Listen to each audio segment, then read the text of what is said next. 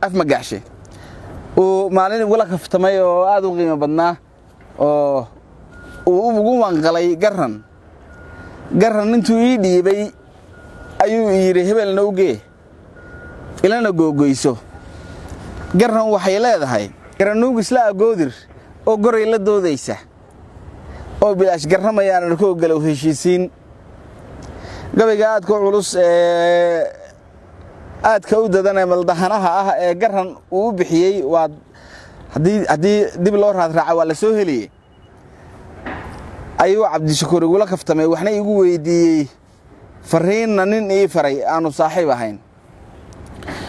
anay wuxuu ileeyahay ila googoyso teedna waxaan ugu joogay gabay kooban oo aan u bixiyay raadgur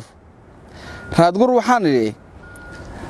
gabay meeda geerar maldahan arar ku gaashaaman guud markii tusaalaha xigmado la isu wada geeyay aad gaar igu dhiibtood tiri dunida gaarsiiyo hoosna uguma guuxinay abwaangeedka uga yeershay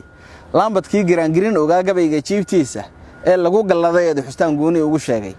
eegana giraantaad furtaan gudagalaya ay guntimaha sarbeebaha xirxidan adiga ka geysanana waajibkaygii gutay ciga lagu ogaada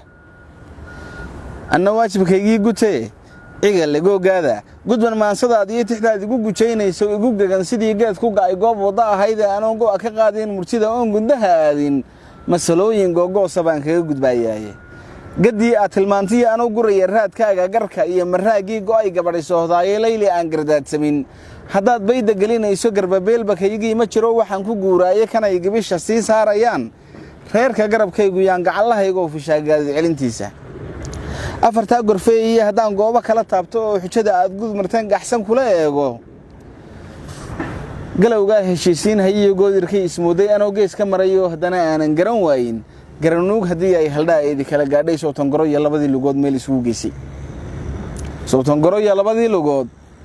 isugu geysay gocashada waraabaha ka qabay inta lagu gaaray garankii dhirwaagiyo maruu godab ka faalooday wuxuu yiri ma garan aadmiyo weexadaad galiyo gurin iyo galoof iyo midkii goolal badalnayay ee dhoobigii geela waday guudka kaga booday gamboolay haweeniyay midkan gabanba ku reebin ee gorofka caydheed ku baday goomantiyo ciilka waad golay amaantaan intaad gabay sheegtaan geesiga haliyiga libax garab dhigaysaan anoo garariyaad iyo la xaquna la igu garanayo ma gudbanataan geystay armido galay iga gunud hadana ana la igu godayay intaan geeri moogahay xaqaan garabsanayay run aan ka gaabsanin dulmiga ma gargaareene yaa dilaaga goobaabiyo garab galo kaaba hadba gaar u shoomo u tolo 100 garoomoodna oo sida arooskii galbiya una agaashanka afarta gorfeeyay hadaan gooba kala taabto oo xujada aad u martaan gaxsan kula eego dawladnimo iswada goosataad sheegtay gacallow anigoo garwaaqsaday waxaan ku ugu gacan haadin garaadkii fahmaayay nimcadu nolol u goysaayay cirgodladay daruuraha guntamay waaga galacleeyay onkod gugu yiraahdii dhibcaha ciida wada gaaray gol xareedi jiiftiyo togiya laaga wada guuxay midho wada guduutiyo dhirto u buux guud joogo macdanaha u gaarka dhulkoon laga gayoonaynin hadaan garasho maashiye lahayn nabadu waa guule miyay qorane gaashada tiraan waa hasha gudane garashada xasuusaha ku hilan maanku go'anaya xigmadaan ka soo guuriyaan soo gudbinayay gocorku hinaasaha gurracan gadiyay laabtiisa ee gini walaalkii ka dhacay goostay qarintiisa ee la goobaytiyo isagu guudka kaga joogo gamboolayaha ee la goobaytiyo isagu guudka kaga joogo